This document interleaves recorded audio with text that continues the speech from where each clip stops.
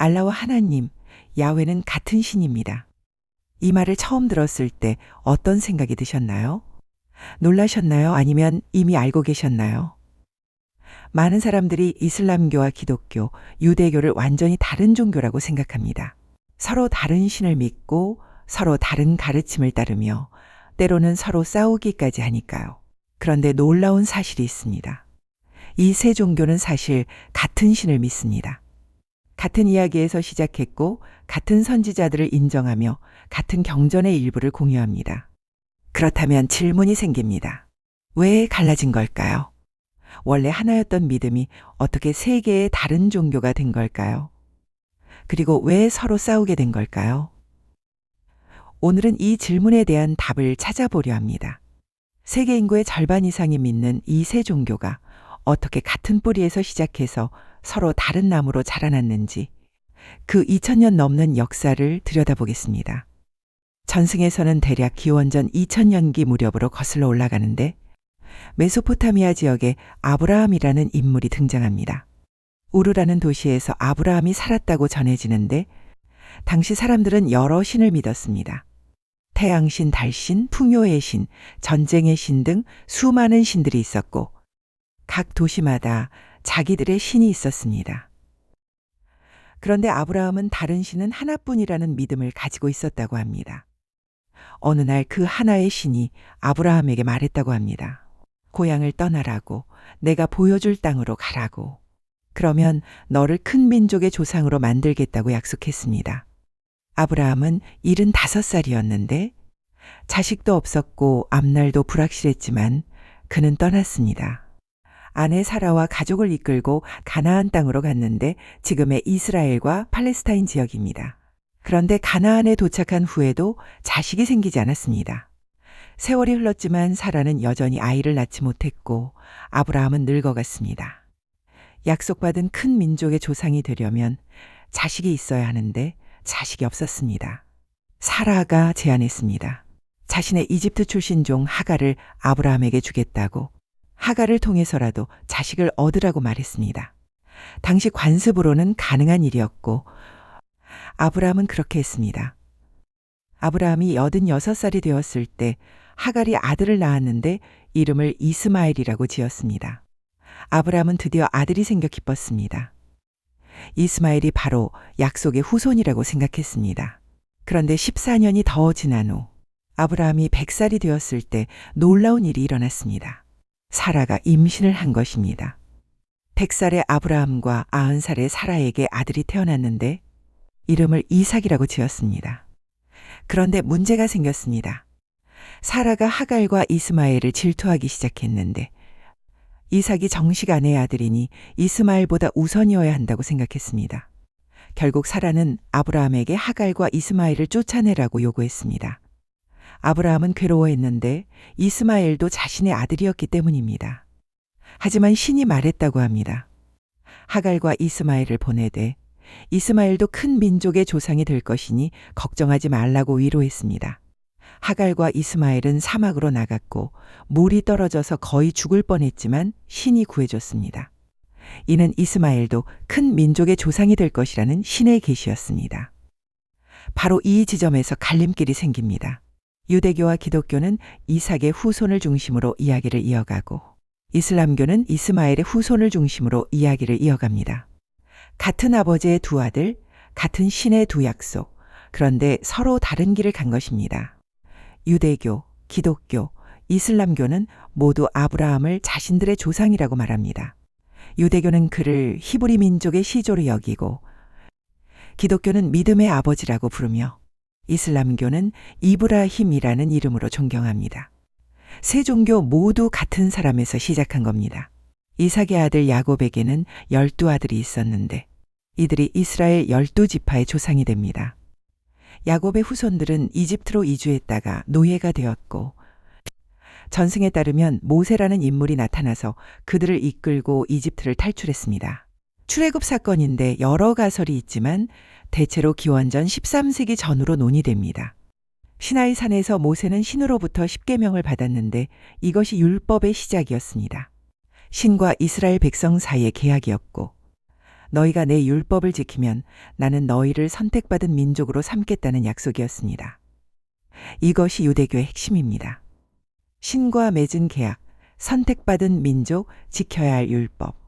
40년 동안 광야를 떠돌다가 그들은 가나안 땅에 들어가서 왕국을 세웠으며 다윗 왕과 솔로몬 왕 시대에 전성기를 맞이했습니다. 솔로몬은 예루살렘에 거대한 성전을 지었는데 신이 거하시는 곳이라고 믿었습니다. 그런데 기원전 586년 바빌로니아 제국이 예루살렘을 공격했습니다. 성벽이 무너졌고 성전이 불탔으며 생존자들은 포로로 끌려갔습니다. 바빌론 유수 사건입니다. 낯선 땅에서 그들은 물었습니다. 신은 어디에 계신가? 왜 우리를 버리셨는가? 성전이 파괴되었는데 어떻게 신을 섬길 것인가? 이때 중요한 변화가 일어났는데 성전 없이도 신앙을 유지하는 방법을 찾아야 했습니다. 회당이 생겨났고 율법을 더욱 철저히 연구하기 시작했으며 경전을 기록하고 정리했습니다. 토라, 즉 모세 오경이 지금의 형태로 완성된 것도 이 시기입니다. 70년 후 페르시아 제국의 키루스 왕이 그들을 해방시켜줬고 예루살렘으로 돌아가서 성전을 재건했습니다. 하지만 예전 같지 않았는데 이미 많은 것이 달라져 있었고 다시는 독립왕국을 되찾지 못했습니다. 페르시아, 그리스, 로마의 지배를 차례로 받게 되었습니다. 기원전 63년 로마 제국이 예루살렘을 점령했습니다. 유대인들은 로마의 지배 아래서 고통받았는데 무거운 세금을 내야 했고 종교적 자유도 제한받았습니다. 그들은 신이 보낼 구원자인 메시아이자 다윗의 후손 로마를 무찌르고 이스라엘 왕국을 회복할 왕을 기다렸습니다. 그리고 기원 후 1세기 초 나사렛이라는 작은 마을에서 예수라는 사람이 나타났습니다. 예수는 유대인이었고 유대교 율법에 따라 자랐으며 회당에서 예배를 드렸습니다. 그는 새로운 종교를 만들려고 한 게 아니었는데 유대교 안에서 개혁을 외쳤습니다. 율법의 형식보다 마음이 중요하니 가난한 자와 병든 자를 돌보고 원수를 사랑하라고 가르쳤습니다. 그의 제자들은 그가 메시아라고 믿었는데 오랫동안 기다려온 바로 그 구원자라고 생각했습니다. 그런데 예수는 로마와 싸우지 않았고 군대를 모으지 않았으며 왕국을 세우지 않았습니다. 대신 사랑과 용서를 말했고 하늘나라를 말했습니다. 유대교 지도자들은 예수를 위험한 인물로 봤는데 율법을 어기고 신성모독을 한다고 비난했습니다. 결국 유대교 지도자들은 예수를 로마 총독 빌라도에게 고발했고 예수는 십자가에 못 박혀 죽었습니다. 기원 후 30년경의 일입니다. 여기서 이야기가 끝났어야 했는데 그런데 제자들이 주장하기 시작했습니다. 예수가 죽음에서 다시 살아나 부활하여 하늘로 올라갔다고 말입니다. 그리고 예수가 바로 신의 아들이자 구원자인 메시아였다고 선포했습니다. 유대교 공동체는 이것을 받아들일 수 없었습니다. 메시아는 왕국을 회복해야 하는데 예수는 십자가에서 죽었고 율법을 완성해야 하는데 예수는 율법을 어겼으며 이스라엘을 구원해야 하는데 아무것도 바뀌지 않았습니다. 로마는 여전히 지배하고 있었고 성전은 여전히 로마 군인들의 감시를 받았으며 유대인들은 여전히 고통받고 있었습니다. 그런데 예수의 제자들, 특히 바울이라는 인물이 혁명적인 결정을 내렸습니다. 이방인에게도 복음을 전하기로 한 것입니다. 유대인이 아닌 사람들, 로마인, 그리스인, 모든 민족에게 예수의 가르침을 전하기 시작했습니다. 이것은 엄청난 변화였는데 유대교는 민족 종교였기 때문입니다. 유대인으로 태어나야 했고 할례를 받아야 했으며 율법을 지켜야 했습니다. 그런데 바울은 말했습니다. 할례가 필요 없다고, 율법을 지키지 않아도 된다고, 예수를 믿기만 하면 구원받는다고 선포했습니다. 유대교 입장에서는 배신이었는데 율법은 신과 맺은 영원한 계약인데 어떻게 버릴 수 있냐는 것이었습니다. 선택받은 민족이라는 정체성을 포기하는 것 아니냐는 비난이었습니다. 하지만 바울의 전략은 성공했습니다. 기독교는 빠르게 확산되어 로마 제국 전역으로 퍼져나갔고 노예, 여성, 가난한 자들이 받아들였습니다. 평등과 사랑의 메시지가 억압받는 사람들에게 희망을 줬기 때문입니다. 기원 후 70년 로마 제국이 예루살렘을 다시 공격했습니다. 유대인들이 반란을 일으켰기 때문인데 로마는 가차 없었습니다. 예루살렘을 파괴했고 성전을 불태웠으며 수십만 명을 죽였습니다. 솔로몬이 지은 성전 바빌론 유수 후 재건한 성전이 완전히 사라졌습니다. 지금까지 남아있는 것은 성전의 서쪽 벽, 통곡의 벽뿐입니다. 유대인들은 다시 흩어졌는데 디아스포라가 시작되면서 세계 각지로 퍼져 살게 되었습니다. 성전도 없고 땅도 없고 나라도 없는 상태에서 오직 율법과 경전과 공동체만으로 정체성을 유지해야 했습니다. 기독교는 유대교와 완전히 분리되었습니다. 처음에는 유대교의 한 분파였는데 이제는 별개의 종교가 되었습니다. 예수를 메시아로 인정하느냐가 결정적인 차이였는데 유대교는 여전히 메시아를 기다리고 있었고 기독교는 메시아가 이미 왔다고 믿었습니다. 313년 로마 황제 콘스탄티누스가 밀라노 칙령을 발표하며 기독교를 합법화했고 380년 테살로니카 칙령 이후 로마 제국의 국교로 자리 잡게 되었습니다. 박해받던 종교가 제국의 종교가 된 것인데 엄청난 변화였습니다. 기독교는 이제 권력을 가졌고 교회를 세웠으며 교리를 정리했고 성경을 확정했습니다. 유대교와 기독교는 이제 완전히 다른 길을 걸었습니다. 하지만 여전히 같은 신을 믿었고 같은 경전의 일부를 공유했으며 같은 뿌리에서 나왔다는 사실은 변하지 않았습니다. 그리고 600년 후 세 번째 가지가 나타났습니다. 서기 570년경 아라비아 반도 메카에서 무함마드가 태어났습니다. 당시 아라비아 사람들은 여러 신을 믿었는데 전승에 따르면 카바라는 신전 주변에는 수많은 우상이 있었고 그 상징적 숫자가 360으로 전해지기도 합니다. 무함마드는 상인이었고 여행을 많이 다니면서 유대교와 기독교를 접했습니다. 40세가 되던 해 무함마드는 히라 동굴에서 명상하고 있었는데 천사 가브리엘이 나타났다고 합니다. 천사가 말했습니다.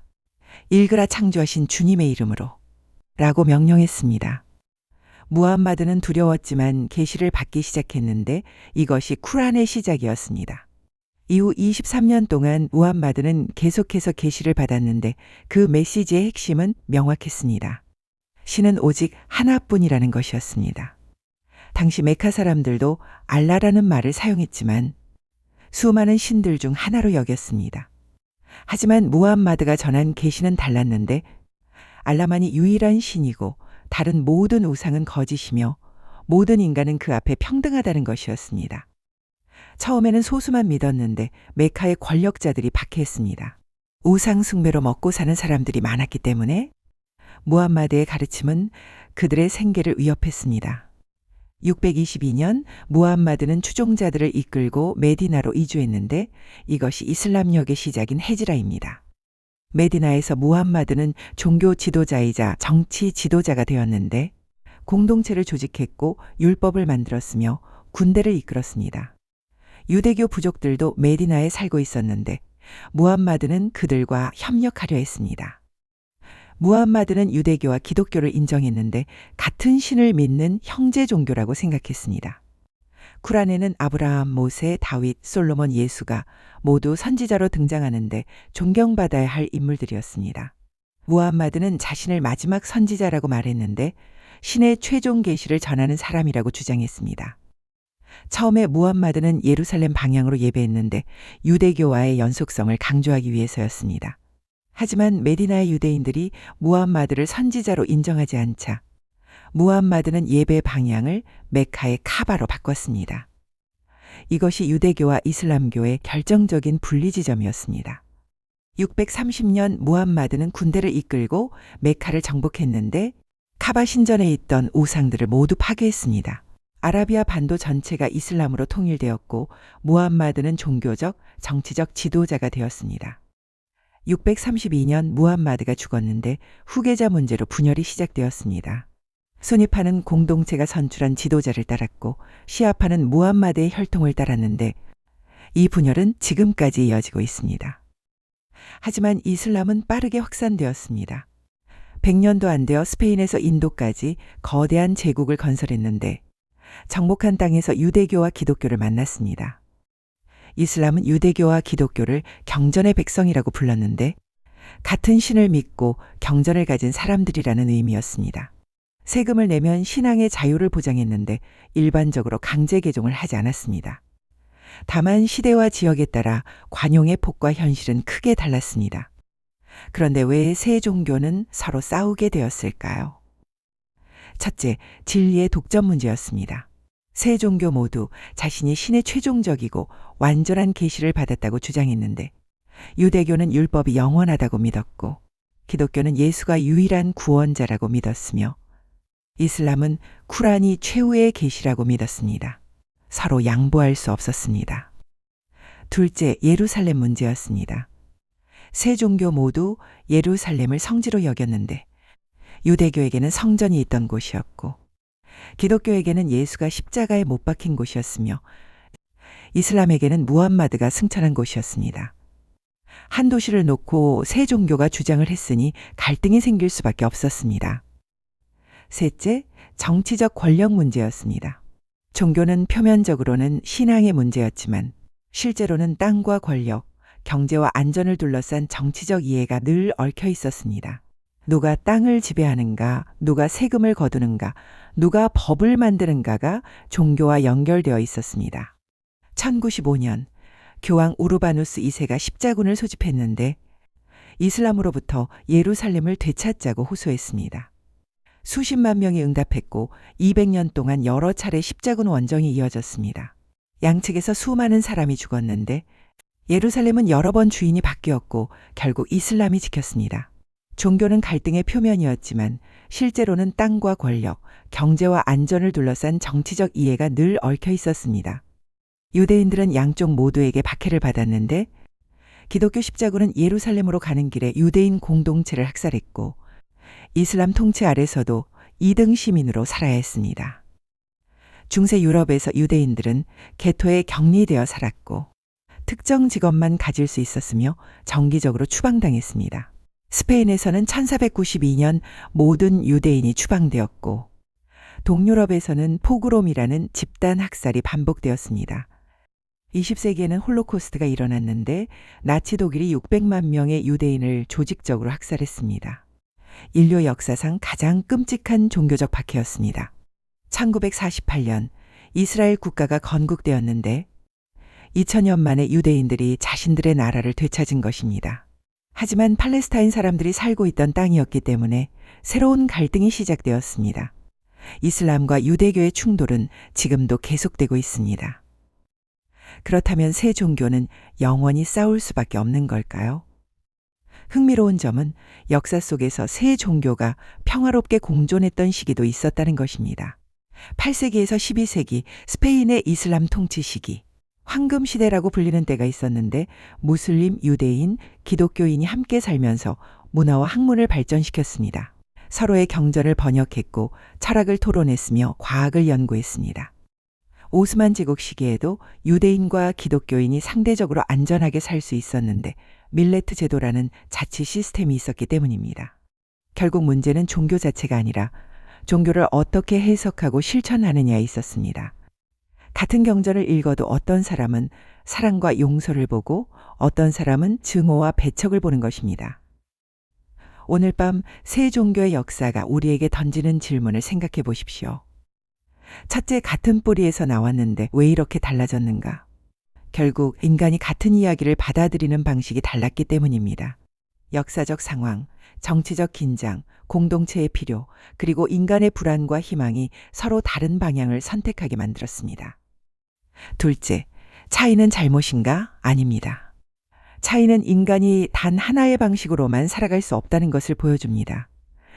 같은 질문에도 여러 답이 있을 수 있고 같은 신에게도 여러 방식으로 다가갈 수 있습니다.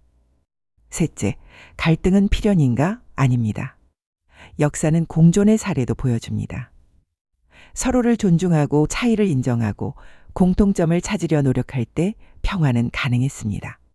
유대교, 기독교, 이슬람교는 서로 다른 종교이지만 같은 질문에서 시작했습니다. 우리는 어디에서 왔는가? 왜 살아가는가?